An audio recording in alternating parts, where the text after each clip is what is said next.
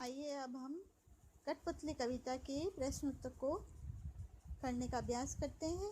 हमारा पहला प्रश्न है, कठपुतली को गुस्सा क्यों आया? तो हम उत्तर इस तरह से लिखेंगे। कठपुतली हमेशा दूसरों के इशारों पर नाचती है क्योंकि उसे चारों ओर से धागों के बंधन से बांध कर रखा गया था। धीरे धीरे दूसरों के आदेशों का पालन करते करते वह इस बंधन से थक जाती है। वह कौन? कठपुतली। वह स्वतंत्र होना चाहती है, आज़ाद होना चाहती है, अपने पाँवों पर खड़ा होना चाहती है। धागे में बंधना उसे पराधीनता लगती है, इसलिए उसे अपनी व्यवस्था पर गुस्सा आता है। एक बार फिर से इस उत्तर को पढ़ने का प्रयास करते हैं। कठपुतली सदा दूसरों के इशारों पर नाचती है क्योंकि उसे चारों ओर से धागों के बंधन से बांध कर रखा गया था। धीरे धीरे दूसरों के आदेशों का पालन करते करते वह इस बंधन से थक जाती है और वह स्वतंत्र होना चाहती है, अपने पाँव पर खड़ा होना चाहती है। धागे में बंधना अब उसे पराधीनता लगती है, इसलिए उसे अपनी व्यवस्था पर गुस्सा आता है। प्रश्न 2 है, कठपुतली को अपने पाँवों पर खड़े होने की इच्छा है, लेकिन वह क्यों नहीं खड़ी होती? इसका उत्तर हम इस प्रकार से लिखेंगे। कठपुतली अपने पाँवों पर खड़ी होना चाहती है, अर्थात पराधीनता उसे पसंद नहीं है, लेकिन खड़ी नहीं होती है क्योंकि उसके पैरों में स्वतंत्र रूप से खड़े होने की शक्ति नहीं है। स्वतंत्रता के लिए केवल इच्छा ही नहीं बल्कि क्षमता और साहस की भी आवश्यकता होती है, जो कठपुतली में नहीं है। उसे यह भी चिंता है कि अन्य कठपुतलियों पर उसके इस विद्रोही कदम का क्या प्रभाव पड़ेगा।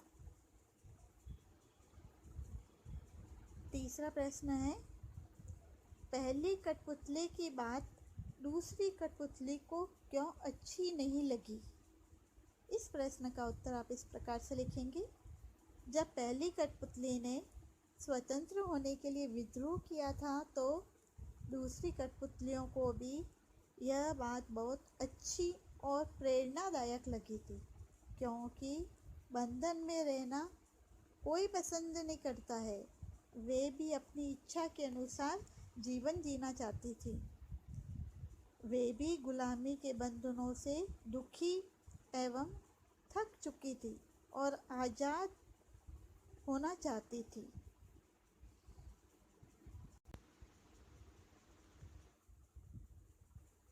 प्रश्न 4 है, पहली कठपुतली ने स्वयं कहा कि ये धागे क्यों हैं मेरे आगे पीछे, इन्हें तोड़ दो, मुझे मेरे पाँवों पर छोड़ दो।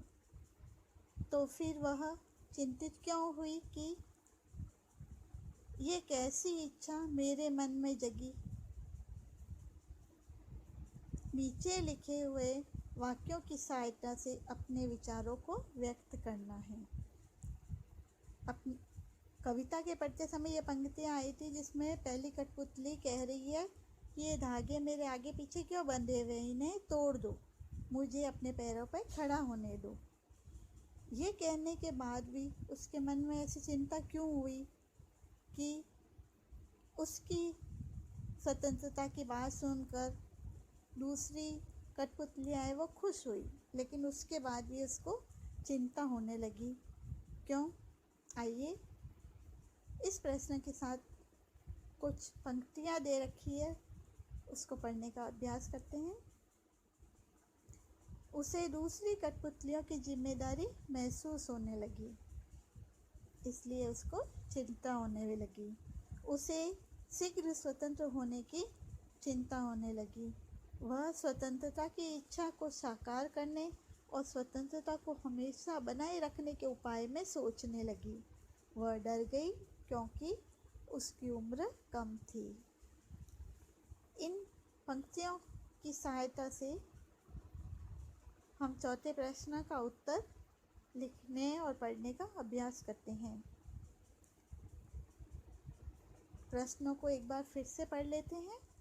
पहली कठपुतली ने स्वयं कहा कि ये धागे क्यों हैं मेरे पीछे आगे, मैं तोड़ दो मुझे मेरे पाँवों पर छोड़ दो। तो फिर वह चिंतित क्यों हुई कि ये कैसी इच्छा मेरे मन में जगी। नीचे दिए हुए वाक्यों की सहायता से अपने विचार व्यक्त कीजिए। तो इसके साथ कुछ वाक्य जुड़े हुए हैं। पहला वाक्य है, उसे दूसरी कठपुतलियों की जिम्मेदारी महसूस होने लगी। उसे शीघ्र स्वतंत्र होने की चिंता होने लगी। वह स्वतंत्रता की इच्छा को साकार करने और स्वतंत्रता को हमेशा बनाए रखने के उपाय सोचने लगी। वह डर गई क्योंकि उसकी उम्र कम थी। इस चौथे प्रश्न का उत्तर पढ़ने और याद करने का अभ्यास करते हैं। तो हमारा उत्तर है, कठपुतली अपने पाँव पर खड़ी होना चाहती है, अर्थात पराधीनता उसे पसंद नहीं है, दूसरों के अधीन रहना उसे पसंद नहीं है। लेकिन वह खड़ी नहीं होती है क्योंकि जब उस पर अन्य सभी कठपुतलियों की स्वतंत्रता की जिम्मेदारी आती है तो वह डर जाती है। उसे लगता है कि कहीं उसका उठाया गया कदम सभी को मुश्किल में न डाल दें, और अभी उसकी उम्र भी कम है, सोच विचार का दायरा सीमित है, इसलिए उसे दूसरों के सहारे की भी ज़रूरत थी। इसके साथ ही स्वतंत्रता प्राप्त करने के बाद उसे बनाए रखना भी तो ज़रूरी होता है, इसलिए कथनी और करनी में अंतर होता है, अर्थात कहना सरल है और करना मुश्किल होता है। इसलिए कठपुतली समझ चुकी थी कि जब हमारे निर्णय कई लोगों को प्रभावित करते हैं तो हमें आगा पीछा ज़रूर समझ लेना चाहिए।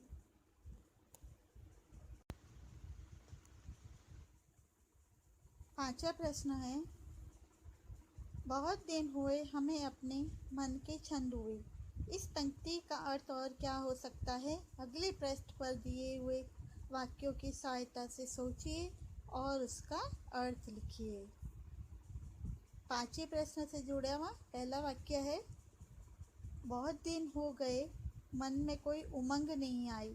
दूसरा वाक्य है, बहुत दिन हो गए मन के भीतर कविता सी कोई बात नहीं उठी जिसमें छंद हो या लय हो। तीसरा वाक्य है, बहुत दिन हो गए गाने गुनगुनाने का मन नहीं हुआ। चौथा वाक्य है, बहुत दिन हो गए मन का दुख दूर नहीं हुआ और न मन में खुशी आई। इन चारों वाक्यों का उपयोग करते हुए हम उत्तर इस तरह से लिखेंगे, बहुत दिन हो गए हमें अपने मन के छंद हुए। इस पंक्ति का अर्थ यह है कि बहुत दिन हो गए मन का दुख दूर नहीं हुआ और न मन में खुशी आई। प्रश्न 6 है, नीचे दो स्वतंत्रता आंदोलनों के वर्ष दिए गए हैं। इन दोनों आंदोलनों के दो स्वतंत्रता सेनानियों के नाम लिखिए।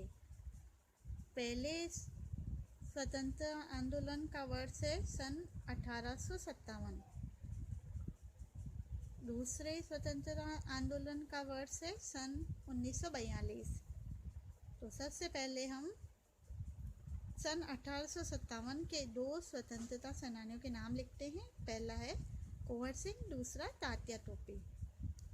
सन 1942 के दो स्वतंत्रता सेनानियों के नाम हैं महात्मा गांधी और जवाहरलाल नेहरू।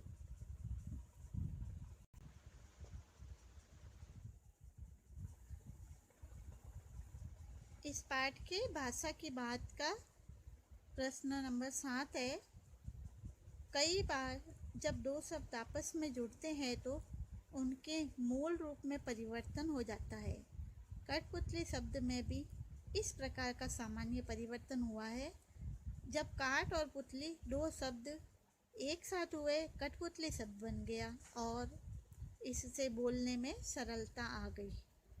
इस प्रकार के कुछ शब्द बनाइए।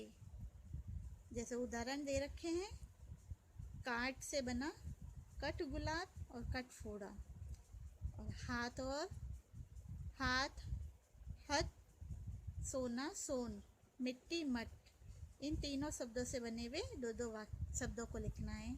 तो इस प्रश्न का उत्तर हम इस तरह से करेंगे। हाथ हथ, हाथ या हथ शब्द का प्रयोग करके शब्द बन रहा है हथकरघा और हथकड़ी। उसी तरह सोना सोन शब्द का प्रयोग करके शब्द बन रहा है सोन नदी और सोन बदरा, सोन जूही। उसी तरह से मिट्टी या मट का प्रयोग करते हुए दो शब्द है मटमैला और मटका। इसी के साथ जुड़ा हुआ 8वां प्रश्न है, कविता की भाषा में लय या तालमेल बनाने के लिए प्रचलित शब्दों और वाक्यों में बदलाव होता है। जैसे आगे पीछे अधिक प्रचलित शब्दों की जोड़ी है, लेकिन कविता में पीछे आगे का प्रयोग हुआ है। यहाँ आगे का बोली ये धागे से ध्वनि का तालमेल है। इस प्रकार के शब्दों की जोड़ियों में आप भी परिवर्तन कीजिए। दुबला पतला, इधर उधर, ऊपर नीचे, दाएं बाएं, गोरा काला, लाल पीला। तो इसको उलट पलट के लिखना है और कविता की पंक्तियाँ में जैसे शब्द काम आ रहे हैं उसी तरह से उसको व्यवस्थित करना है। जैसे प्रश्न में क्या दिया हुआ था, दुबला पतला, हम उत्तर के रूप में इसको क्या लिखेंगे, पतला दुबला। आगे दे रखा, प्रश्न में दे रखा इधर उधर, तो हमें किस तरह से उत्तर लिखना है उसका बना के उलट पलट के उधर इधर। इसी तरह से ऊपर नीचे का नीचे ऊपर, दाएं बाएं को पलट के क्या लिखना है, बाएं दाएं। गोरा काला का पलट के क्या लिखना है, काला गोरा। लाल पीला को बदल के क्या लिखना है, पीला और लाल।